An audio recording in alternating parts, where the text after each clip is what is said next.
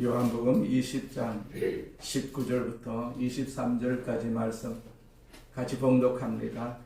이날 곧 안식 후 첫날 저녁 때 제자들이 유대인들을 두려워하여 모인 곳에 문들을 닫았더니 예수께서 오사 가운데 서서 이르시되 너희에게 평강이 있을지어다. 이 말씀을 하시고 손과 옆구리를 보이시니 제자들이 주를 보고 기뻐하더라. 예수께서 또 이르시되 너희에게 평강이 있을지어다. 아버지께서 나를 보내신 것 같이 나도 너희를 보내노라. 이 말씀을 하시고 그들을 향하사 숨을 내쉬며 이르시되 성령을 받으라. 너희가 누구의 죄든지 사하면 사하여질 것이요 누구의 죄든지 그대로 두면 그대로 있으리라 하시니라. 아멘. 우리 옆 사람과 인사합니다. 예수님 부활하셨습니다. 예수님 부활하셨어요. 예수님 부활하시면 우리도 부활하게 되어 있어요. 우리 모두가 다 부활해서 승천해서 예수님 보좌 우편에 앉으신 그 역사를 우리에게 다 주셨기 때문에 우리도 하나님 보좌 앞에 또 옆에 우리가 주님을 영광스럽게 모시는 그날을 우리는 고대하면서 살아야 될 줄로 믿습니다. 부활 후의 메시지라는 제목으로 같이 은혜를 나누고자 합니다. 우리 기독교와 이 천주교 행사로 대표되는 것이 바로 크리스마스인 성탄절이죠. 그리고 부활절입니다. 부활절. 우리나라에서는 크리스마스가 휴일로 지정이 되어 있기 때문에 성탄절이 크리스마스가 12월 25일이다라는 것을 그렇게 예수 안 믿는 사람들도 다 알고 있습니다. 하지만 부활절은 언제인지 모르는 사람들이 굉장히 많이 있지요. 그 이유는 부활절이 교회를 다니시는 분에게는 중요한 날이겠지만 그렇지 않은 그러한 분들에게는 관심이 없는 날이기도 하고, 그보다 큰 이유는 이 부활절 날짜가 매년 다르기 때문입니다. 딱 정해져 있으면 일반 사람들도 어느 정도 알 수가 있을 것인데 해마다 다르기 때문에 부활절을 다른 사람들은 알 수가 없는 것이고, 우리 예수 믿는 사람들도 카렌더를 봐야만이 부활절이 언제다라는 것을 알게 되는 것이죠. 부활절 날짜 계산법이 있다고 그래요. 이 계산법이 바로 춘분이 지난 다음 보름이죠. 음력 15일이 지나서 오는 첫 번째 주일입니다. 즉 춘분 이후에 보름달이 뜨는 음력 15일이 지난 후 첫 번째 주일이 부활절이라는 뜻입니다. 그러다 보니까 부활절의 날짜가 이렇게 매년 달라질 수밖에 없다는 것이죠. 근데 여기서 우리가 의문이 생기지 않겠습니까? 이 부활절 날짜를 계산하는데 왜 음력을 사용하는가? 부활절은 우리가 분명히 기독교 또 아니면 천주교 행사로 한국의 절기는 아니죠. 근본적으로 우리나라에서는 고려시대부터 음력을 사용해 왔기 때문에 음력을 기준으로 하는 기념일이 있다 하지만은 기독교 및 천주교는 분명 서양 종교입니다. 서양에서는 양력을 사용해 왔는데 왜 부활절을 계산하는데 음력이 사용이 되었느냐? 자, 우리가 애굽 사람들은 양력을 사용해 왔어요. 그래서 애굽 사는 동안에 이스라엘 백성들도 양력을 사용을 했었어요. 그러나 우리가 바벨론 사람들은 음력을 사용해 왔어요. 유대인들은 70년 동안 바벨론으로 포로 생활을 한 적이 있었습니다. 그때 유대인들이 음력 사용법을 배우게 되었고 명절 또한 모두 음력으로 바꿔서 사용이 되었다는 얘기죠. 그때부터 춘분이 지난 첫 번째 보름이 되는 날을 유월절로 지켰고, 부활절도 춘분이 지난 후 보름이 지난 첫 주일을 지키게 된 것이죠. 이런 계산법으로 계산을 하다 보니까 올해는 춘분이 3월 20일이었어요. 이날 음력은 6월 23일입니다. 다음 만월인 보름은 4월 11일이었어요. 그 다음 맞는 주일이 부활절이 되니까 오늘이 바로 부활절이 된다라는 그런 계산법이 나옵니다. 우리가 예수님이 부활하신 것을 처음으로 본 사람은 성경에 보니까 막달라 마리아였어요. 그녀는 예수님의 부활을 믿어서가 아니라 예수님을 너무너무 사랑했기 때문에 그 이른 아침에 예수님의 무덤으로 달려갔던 것이죠. 이렇게 사랑은 상상을 초월하는 기적을 낳는 것을 볼 수가 있습니다. 우리도 마리아처럼 우리가 예수님을 사랑해야 됩니다. 예수님을 사랑하는 마음. 새벽에도 교회 나오고, 수요일도 교회 나오고, 금요일도 교회 나오고, 예수님을 사랑하면 우리가 교회를 찾을 수밖에 없지 않겠어요? 마지막에는 우리가 교회를 찾는 그 결과를 얻을 수밖에 없는 그러한 인생이기 때문에 우리는 세상을 찾는 것이 아니라 교회를 찾아서 교회로 우리가 예수님을 만나기 위해서 교회로 우리가 찾아 나오는 그러한 습관이 우리에게 굉장히 필요합니다. 자, 막달라 마리아는 어떤 사람이었습니까? 막달라 마리아는 7 귀신이 들려가지고 짐승처럼 살았던 사람입니다.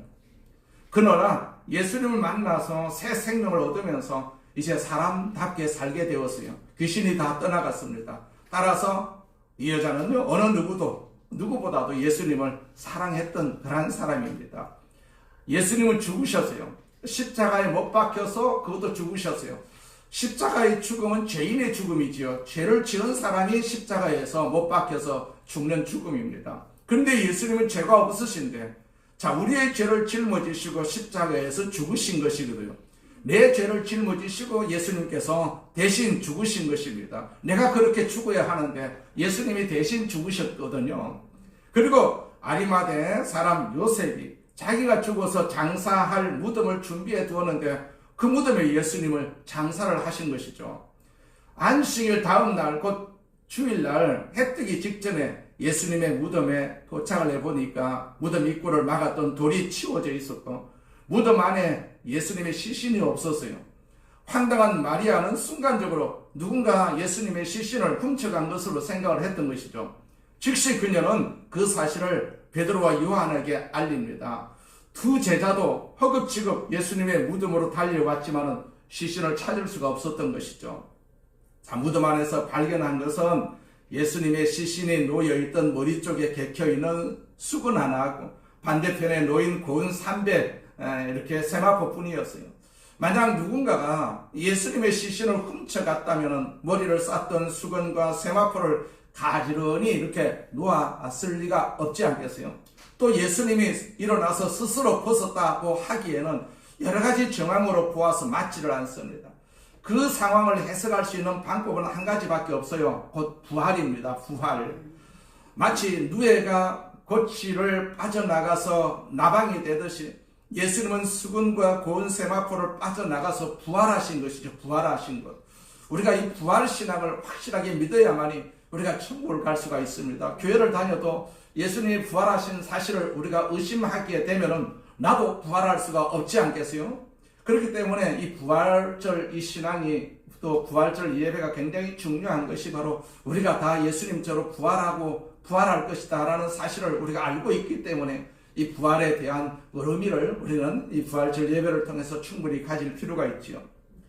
베드로와 요한은요, 예수님의 시신이 없어진 것을 보고 할 말을 잃고 그냥 집으로 돌아갔어요. 하지만 막달라 마리아는 무덤 밖에서 울고 있었습니다. 예수님을 사랑하는 그녀의 마음이 그 자리에 계속해서 머물게 했던 것이죠. 사랑은 모든 것이 끝났다고 해서 포기하지 않습니다. 어떻게 하든지 예수님의 그 시신을 찾아야 되겠다라는 일념으로 무덤을 떠나지 못하던 막달라 마리아는 다시 무덤 안을 들여다보고 예수님의 시신을 뉘었던 머리 쪽과 발 쪽에 있는 두 천사를 발견하게 됩니다. 천사는 원래 그 자리에 있었는데 베드로도 요한도 보지 못했고 마리아도 처음에는 보지 못하다가 나중에 두 번째 보게 된 것이죠. 자, 우리를 돕는 천사가 우리 교회 안에 예배 드리는 이 장소에 있음을 우리는 믿어야 되지 않겠어요? 천사는요, 우리의 예배를 듣고 우리의 기도와 찬양을 도우면서 우리의 눈물을 닦아주십니다. 우리가 느끼지를 못해도 반드시 천사는 우리에게 오셔서 우리를 위로하시고 우리를 인도하시고 우리를 축복하시는 도구로 쓰임받고 있다는 사실을 우리가 너무나도 잘 알고 있지 않겠어요? 다만 천사가 어떤 사람의 눈에 보이고 어떤 사람의 눈에는 보이지 않을 뿐이지 항상 우리 곁에 와 계십니다. 우리를 돕고 계십니다. 천사가 막달라 마리아에게 여인아 왜 울고 있느냐 이렇게 물었어요. 자, 그녀는 주님의 시신을 찾기 원한다고 대답을 합니다. 그때 막달라 마리아의 눈에 또 한 사람이 보였어요. 바로 부활하신 예수님이 뒤에 계셨어요. 하지만 그녀는 동산지기인 줄 알고 그분을 옮겨 놓았거든 어디에다 두었는지 말해 주십시오. 그렇게 애원을 합니다. 그때 부활하신 예수님이 마리아야 이렇게 부르시니까 그녀가 이제사 부활하신 예수님을 알아보았다라고 성경에서 말씀하고 있습니다. 그렇습니다. 부활하신 예수님은 우리의 이름을 날마다 불러주십니다. 날마다 불러주십니다. 우리가 울면서 또 절망하고 있을 때 예수님은 천사들을 데리고 함께 해주십니다. 우리가 예배할 때 예수님이 함께 하시지 않는다면 이 예배는 허공을 치게 될 예배일 수밖에 없지 않겠어요?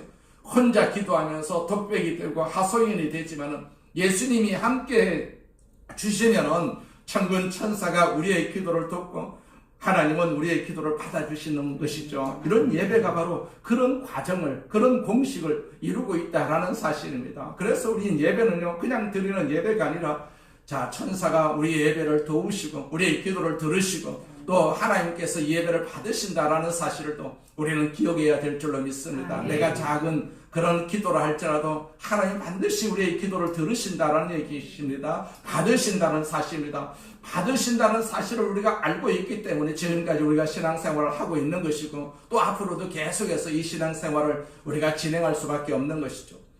예수님은 막달라 마리아에게 부활하신 사실을 제자들에게 전하라고 말씀을 하셨어요. 그것이 주일 새벽에 있었던 사건이죠. 그날 베드로와 요한은 당황하고 큰 충격을 받았을 것입니다. 예수님의 빈 무덤을 보았기 때문에 당황했을 것입니다. 우리가 신앙생활을 하면서도 하나님도 믿고 예수님 믿고 성령님도 믿지만 때로 방황할 때가 많이 있지 않겠어요? 이유가 무엇입니까? 모든 것이 제대로 해석이 되지 않기 때문이죠. 왜 그런 현상이 일어납니까? 신앙의 세계에서는요, 하나님은 부인할 수도 없습니다. 기적을 믿을 수도 없는 일들이 얼마나 많이 일어나고 있지 않겠습니까? 요한복음 20장 19절 20절 말씀해 보니까 이날 곧 안식 후 첫날 저녁에 제자들이 유대인들을 두려워하여 모인 곳에 문들을 닫았더니 예수께서 오사 가운데 서서 이르시되 너희에게 평강이 있을지어다. 이 말씀을 하시고 손과 옆구리를 보이시니 제자들이 주를 보고 기뻐하더라. 그렇게 기록을 하고 있어요. 막달라 마리아가 부활하신 예수님을 본 그날 저녁에 제자들은 한 곳에 모여가지고 유대인 지도자들이 두려워서 문을 닫아 걸고 걱정을 하고 있었어요. 그런데 예수님이 그곳에 나타나셨어요. 여기서 우리가 발견할 수 있는 것은 예수님의 몸이 부활을 전후로 달라지셨다는 사실입니다. 예수님 부활 전에 우리처럼 시간과 공간의 제약을 받으셨어요. 하지만 부활 후에는 시간과 공간을 초월하십니다. 우리가 예수 이름으로 모인 곳에 예수님은 항상 언제나 계시겠다라고 약속을 하셨어요. 지금 이 자리도 예수님께서 시간과 공간을 초월해서 이 자리에 계신다라는 사실을 우리는 충분히 알 수가 있지 않겠어요? 예수님은 사람들이 문을 닫고 걸어도 들어오시고 호련히 사라지시기도 합니다. 우리가 이 땅의 삶을 마감하고 천국에 갔을 때 몸 상태가 아니라 부활의 몸이거든. 육신의 몸이 아니라 부활의 몸으로 우리가 천국 갈 것이거든요. 예수님은 아무도 문을 열어주지 않았는데도 불구하고 제자들에게 부활의 몸을 직접 보여주셨어요. 지금 예수님은 이곳에도 계시고 동시에 세상 어느 곳에도 계시는 것이죠. 부활하신 예수님은 제자들이 모여있는 곳에 오셔서 아주 독특한 세 가지 메시지를 전하고 있어요. 그 첫 번째 메시지가 무엇입니까? 너희에게 평강이 있을지어다. 그런 말씀을 하셨어요. 죄인들의 특징은 한마디로 말을 하자면 불안한 모습을 보입니다. 불안한 모습. 인간은 항상 불안해합니다. 고난에 대한 불안이 있습니다. 위험에 대한 불안이 있습니다. 질병에 대한 불안이 있습니다. 죽음에 대한 불안이 있습니다. 우리는 항상 불안해합니다. 심지어 아무 탈 없이 모든 것이 잘 돌아가는데도 불구하고 불안해하거든요. 왜 그럴까요? 인간 자체가 불안한 존재이기 때문에 그러하다라는 얘기입니다. 그러하다. 따라서 인간은 본능적으로 불안과 공포를 벗어나서 항상 우리가 평강을 원하고 있지 않게 샬롬을 원하고 있습니다. 요한복음 14장 1절에서 예수님은 십자가를 지시기 전에 제자들에게 이런 말씀을 하셨어요. 너희는 마음에 근심하지 말라. 하나님을 믿고 또 나를 믿으라. 그렇게 말씀을 하셨어요. 이어서 27절에도 보면 내가 너에게 평안을 주고 간다. 본 내 평안을 너에게 준다. 내가 주는 평안은 세상이 주는 것과 같지 않다. 너희는 마음에 근심하지 말고 두려워하지 말라. 그런 말씀으로 제자들을 위로하셨어요. 왜 예수님이 근심을 말씀하시고 두려움을 말씀하십니까? 우리가 근심하고 불안해하고 있기 때문에 그러하시다라는 얘기입니다. 우리는 언제나 불안합니다. 언제나 근심이 많습니다. 나라에 대한 근심이 많고 내 가정에 대한, 내 자녀에 대한 근심이 굉장히 많습니다. 그 근심 때문에 우리가 불안해할 수밖에 없다는 얘기입니다. 이 근심과 불안은 우리 인생에서 떠날 수가 없는 것입니다. 그런데 예수님께서는 그런 근심, 그런 불안 하지 말라는 얘기입니다. 예수 믿는 사람은 최소한 근심하지 않고 불안해하지 않을 수가 있다라고 예수님께서 말씀을 하셨거든요. 아멘. 예수님 부활하셔서 제자들에게, 우리들에게 말씀하십니다. 어떻게 말씀하십니까? 너희는 마음에 근심하지 말아라. 하나님을 믿으니 또 나를 믿어라. 내가 진정한 평강을 너희에게 주겠다. 이 평강은 세상이 주는 것이 아니다. 하나님께서 주시는 것이다. 땅의 평강이 아니라 하늘의 평강이다. 순간적인 평강이 아니라 이 평강은 영원한 평강이다. 너에게 가장 필요한 것은 마음의 평강이다 라고 선언을 하셨어요. 이 선언이 바로 우리에게 임해야 되지 않겠어요? 우리는 어떤 일이 있어도 예수님 때문에 평강을 얻을 수가 있습니다. 불안을 제거할 수가 있습니다. 근심을 멀리할 수가 있습니다. 근심할 필요가 없습니다. 하나님 책임져 주시는데 왜 근심합니까?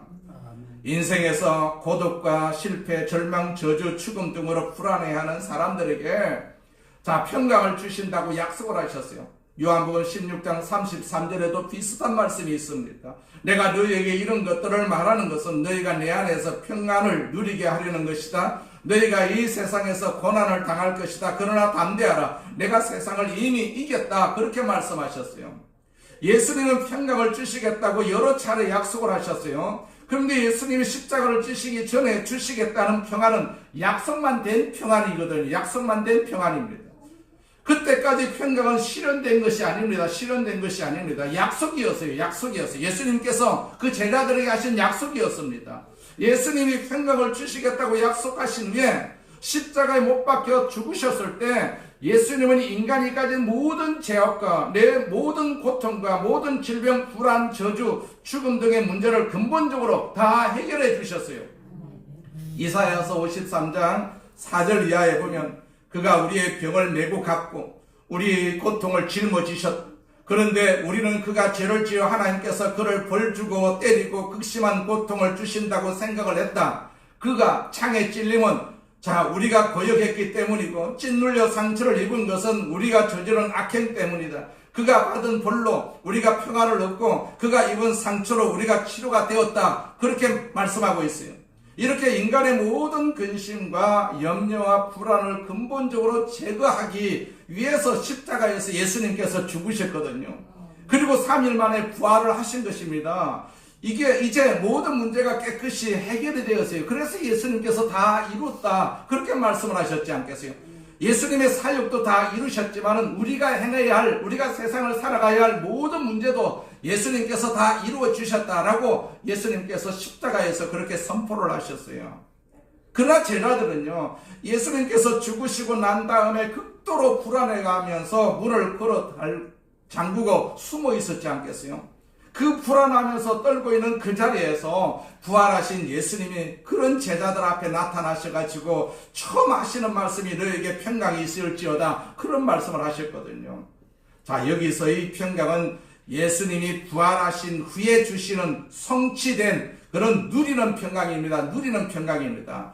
예수님은 십자가를 지시기 전에 평강을 주시겠다고 약속을 하셨어요. 당시 평강은 아직 오지 않은 평강입니다. 약속된 평강이었어요. 그러다 예수님이 인간의 모든 불안을 짊어지시고 십자가에 죽으시고 부활하신 후에 그 평강은 실제로 오게 된 평강이다. 우리가 누릴 수 있는 평강이다라는 사실이죠. 이건 약속이 아니고 성취된 평강이다라는 사실입니다. 따라서 예수님의 평강은 약속에서 완전한 승리로 변한 것이죠.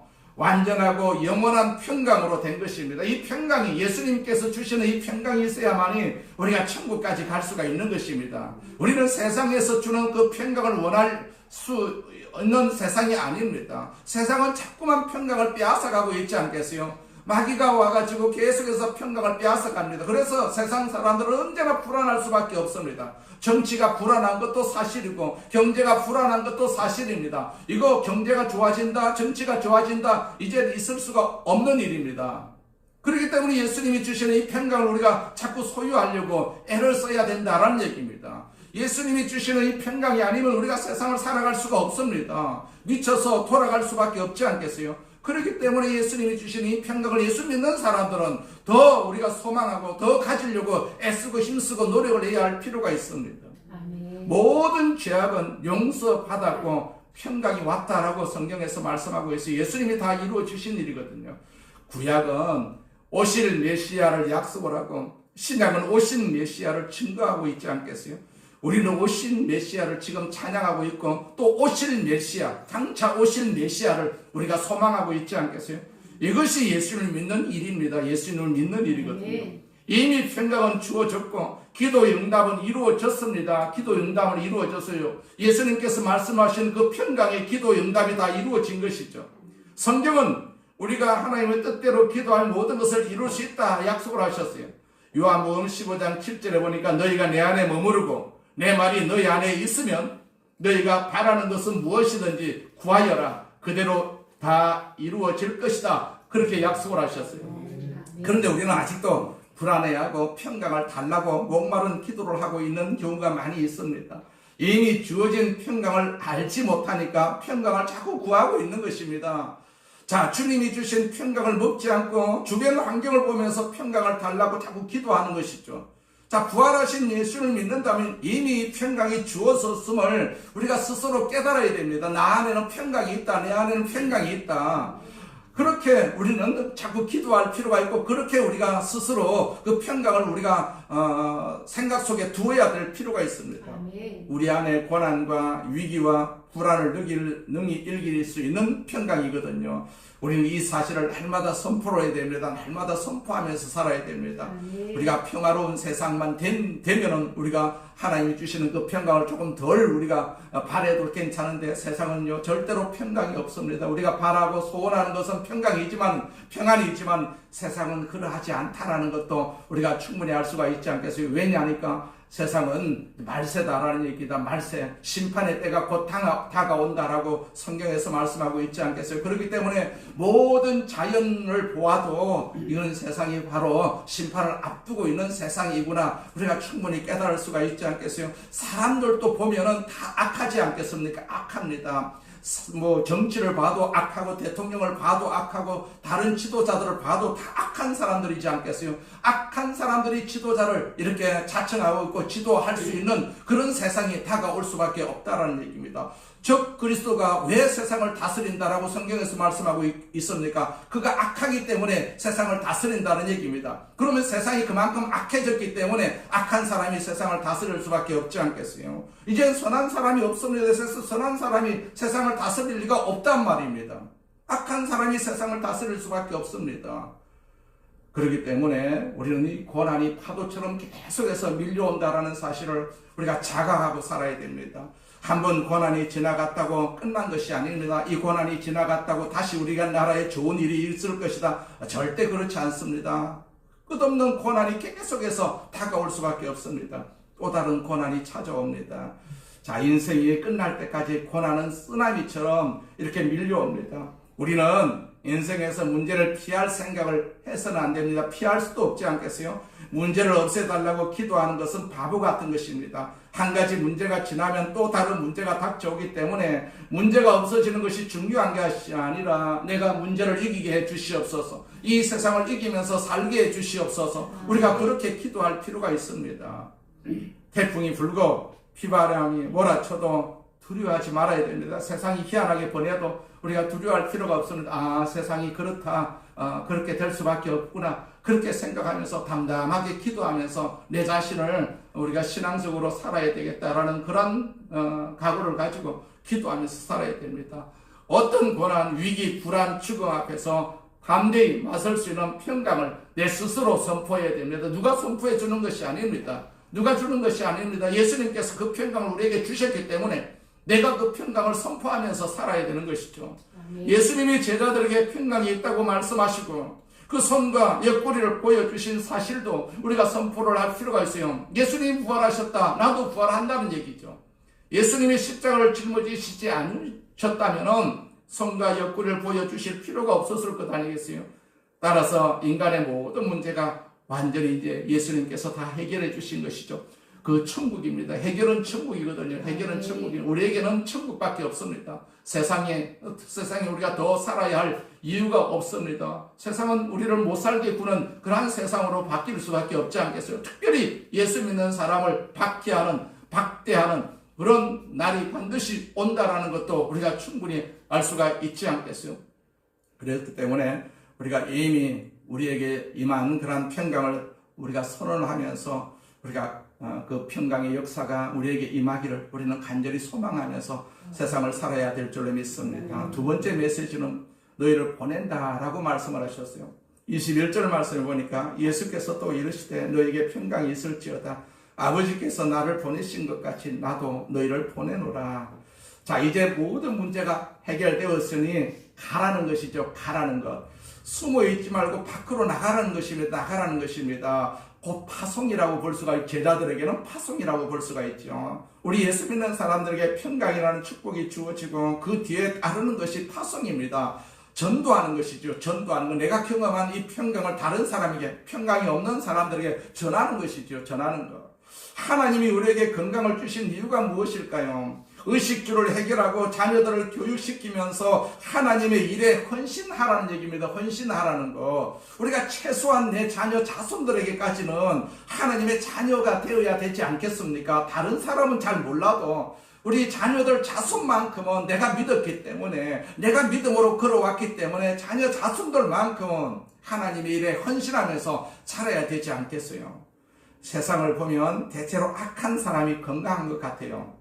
나쁜 짓을 하라고 건강을 주신 것은 아닐 것 아니겠습니까?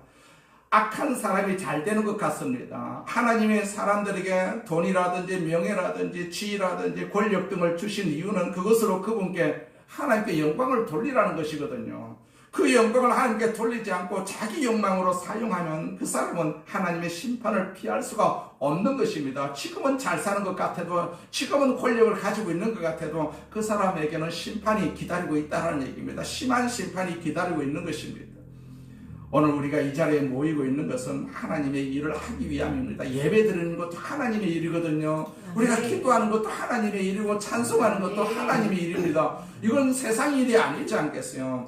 우리가 이 자리에 모인 것이 바로 하나님의 일을 하기 위해서 우리가 모였다라는 사실을 우리는 기억을 할 필요가 있습니다. 한동대학교를 세우신 우리가 김영길 총장은 그 부도 위기에 처한 대학으로부터 부름을 받았어요. 그 험한 불 속으로 뛰어들어가가지고 오늘의 한동대학교를 만들었다고 하지 않겠어요? 우리 예수 믿는 사람들이 최대의 영광을 이렇게 파송을 받는 것입니다. 쓰임을 받는 것입니다. 주님의 부르심을 받아서 가난한 곳으로, 병든 곳으로, 더 낮은 곳으로 가는 것입니다. 좀 더 좋은 곳, 안락한 곳으로 가는 것이 아니거든요. 높은 지위에 있던 사람이 낮은 곳으로 가는 것은 부끄러운 일이 아니라 예수님을 닮아가는 일이라고 볼 수가 있지 않겠어요? 하나님을 갈망하는 사람들을 찾아서 떠나가는 것은 주님의 명령을 따르는 일입니다. 인간은 본능적으로 안정을 자꾸 추구합니다. 그래서 변화, 이동을 원하지 않거든요. 그러나 죽은 사람은 변화를 거부합니다. 변화가 있을 수가 없지 않겠어요? 시신이 되고 싶은 사람은 그냥 그 무덤에 있으면 됩니다. 그 자리에 있으면 됩니다. 그러나 우리는 날마다 움직이고 떠나야 하고요. 새로운 것을 우리가 창조해야 됩니다. 믿음이라는 도구를 가지고 우리가 살아야 되거든요. 믿음이라는 도구. 나는 믿음으로 산다. 믿음의 동기가 바로 하나님이시지 않겠어요? 나는 하나님의 이름으로 산다. 누구의 정치가 이름으로 사는 것이 아니라, 누구의 당의 이름으로 사는 것이 아니라, 나는 하나님의 이름으로 산다. 우리가 이렇게 고집하면서 살아야 되는 것입니다. 이 고집을 우리가 허물어 버리게 되면 세상 사람일 수밖에 없습니다. 사복음서 안에 있어 말씀하는 그 중요한 주제 가운데가 하나가 바로 아버지께서 아들을 보내셨다라는 주제거든요. 그리도가 하나님 아버지로부터 보내심을 받았다는 것은 중요한 아주 주제 중에 하나입니다. 그 주제 때문에 우리가 예수 믿게 된 것 아니겠어요? 자, 그래서 예수 자신이 하나님으로부터 사명을 받았음을 깊이 인식했고, 십자가의 순환을 당하고 부활하심으로 말미암아 그 사명을 다 완수를 하셨어요. 아버지께서 나를 보내신 것 같이 나도 너희를 보내노라. 이제 아들이 제자들을 보낸 것으로 발전하고 있어요. 이로써 제자들은 사도로서의 사명을 부여받게 되지 않겠어요? 이제 사도들은 어떻게 해야 됩니까? 예수께서 죽음으로 사명을 완수하신 것처럼 그들도 생명을 바쳐서 복음 선포에 그런 사역을 완수하는 일이죠. 그들에게 주어진 사명입니다. 아울러 그 제자들은 사도적인 권위가 하나님께로부터 오는 것임을 자각해야 되겠죠. 이 말씀은 사도들에게만 주어진 말씀이 아닙니다. 오늘 우리에게도 적용이 되는 말씀이지요. 예수께서 말씀하십니다. 요한복음 4장 34절에 나의 양식은 나를 보내신 분의 뜻을 실천하고 그분의 일을 이루는 것이다. 그렇게 말씀하셨어요. 우리는 하늘의 양식을 지금 먹고 있는 것이죠. 하늘의 양식을 먹고 있기 때문에 그분의 일을 우리가 이루어 드리는 그런 도구로 우리가 쓰임받고 있는 것입니다. 그리고 온전히 성령의 능력으로 예수님께서 그 사역을 감당하신 것을 볼 수가 있습니다. 요한복음 1장 32절에 예수께서 요단강에서 침례를 받으시고 나왔을 때 요한은 이렇게 증언을 하지 않겠어요? 나는 성령께서 비둘기처럼 하늘에서 내려와 그분 위에 머무는 것을 보았다. 그렇게 고백하는 것을 볼 수가 있습니다. 예수님의 이 권위와 사명은 바로 우리가 받아야 할 권위거든요. 우리가 감당해야 할 사명이거든요. 우리는 그 일을 하다가 예수님처럼 죽어야 되고 예수님처럼 부활해야 되고 예수님처럼 승천해야 되고 예수님처럼 하나님 보좌 우편에 앉을 것 아니겠어요? 이 소망을 가지고 세상을 살아가는 것입니다. 예수 믿는 사람은 이제 예수님께 소망을 둘 수밖에 없는 그러한 세상으로 우리가 변화된다는 것을 우리가 너무나도 잘 알고 있지 않겠어요? 그러니까 세상에 소망 둘 필요가 없습니다. 사람에게 소망 둘 필요가 없습니다. 이 세상은 하나님의 뜻대로 되어지는 것입니다. 악한 자가 지도자가 되든 선한 자가 지도자가 되든 소용없습니다. 이 세상은 그냥 악한 대로 걸어갈 수밖에 없고 이 악함을 우리가 이기기 위해서는 하나님을 우리가 절대적으로 예수님을 절대적으로 모시면서 살아야 된다라는 얘기입니다. 그래야만 이런 환경을 우리가 이겨나갈 수가 있는 것입니다. 세 번째 메시지는 성령을 받으라고 말씀을 하셨어요. 성령을 받으라. 20장 22절과 23절 말씀입니다. 이 말씀을 하시고 그들을 향하사 숨을 내쉬며 이르시되 성령을 받으라. 너희가 누구의 죄든지 사하면 사하여질 것이요 누구의 죄든지 그대로 두면 그대로 있으리라 하시니라. 자, 예수님은 십자가 지심을 앞두고 성령님에 대해서 많은 말씀을 하셨어요.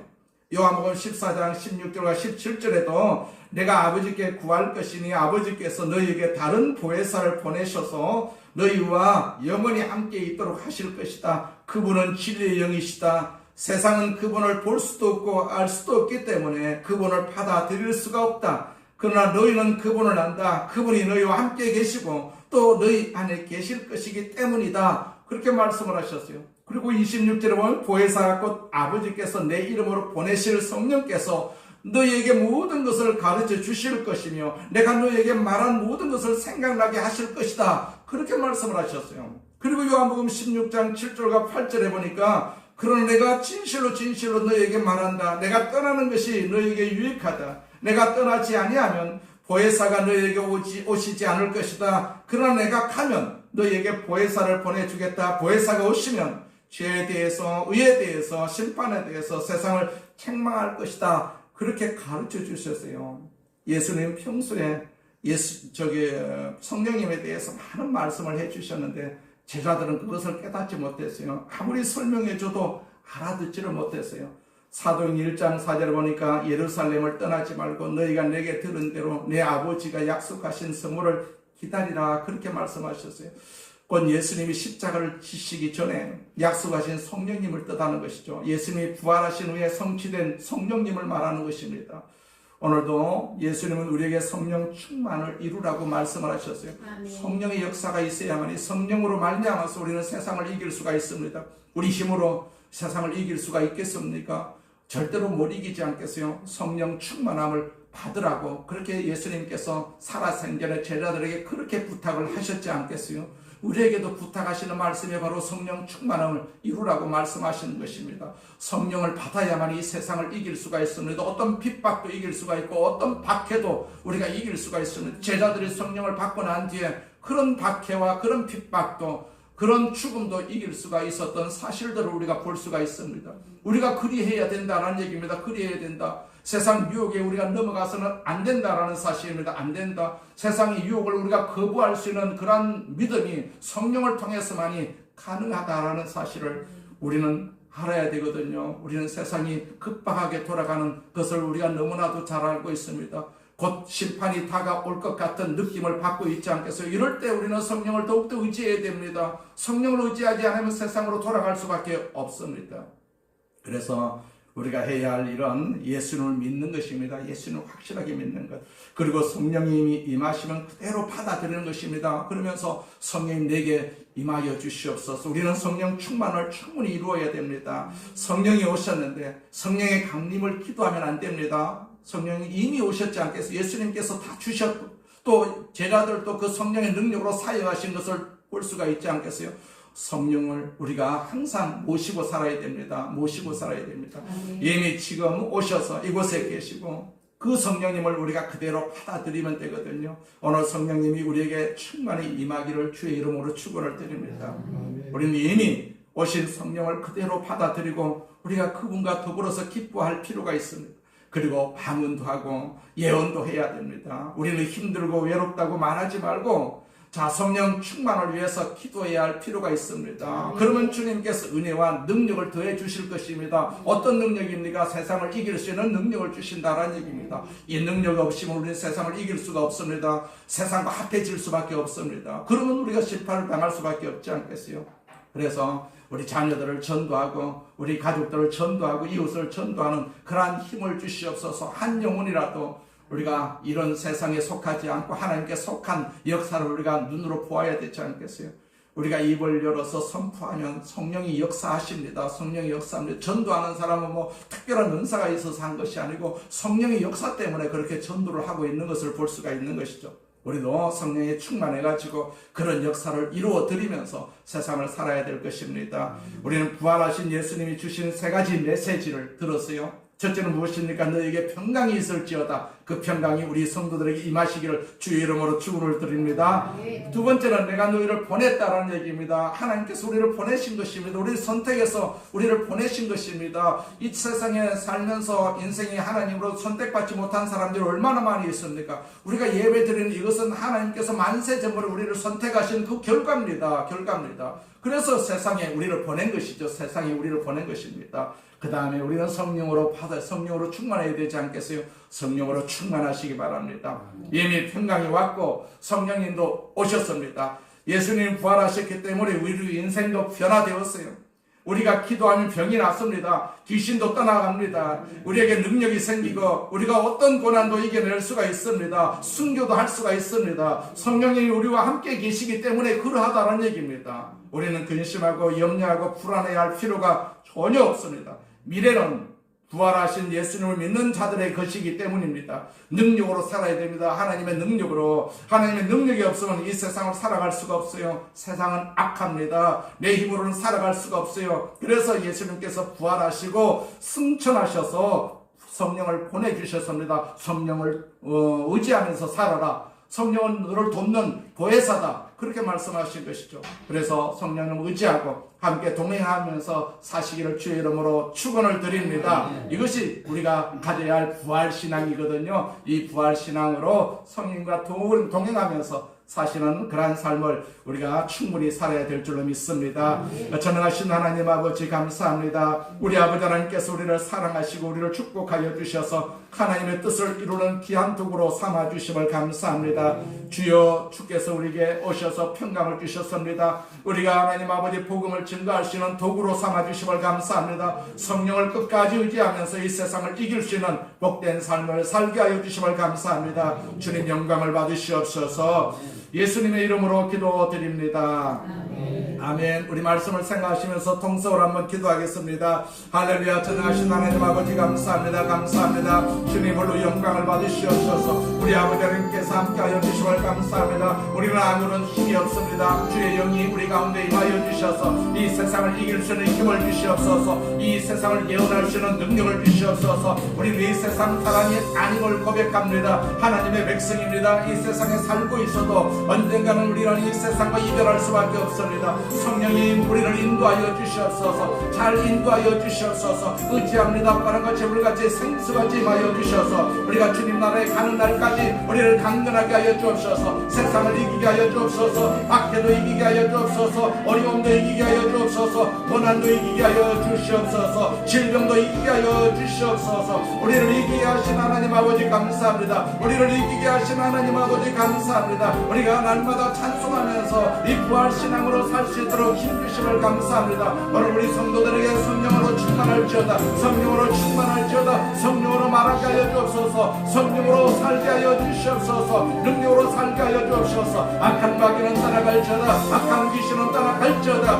우리 육신을 괴롭히는 모든 질병도 따라갈지어다. 우리 아버지 하나님께서 우리를 깨끗하게 치유하여 주시고 우리를 성령의 사람으로 만들어 주셔서 이 악한 세상을 이기게 하여 주옵소서. 이 거짓된 세상을 이기게 하여 주옵소서. 하나님 아버지여 도와주시옵소서. 이 세상을 살아갈 수 있는 힘을 주시옵소서. 힘을 주시옵소서. 힘을 주시옵소서. 오 전능하신 하나님 아버지 감사합니다. 주님 홀로 영광을 받으시옵소서. 예수님의 이름으로 기도드립니다. 아멘. 아프신 분은 아픈 곳에 손 얹고 다시 한번 기도합니다. 문제가 있으신 분은 가슴에 손 얹고 기도하겠습니다.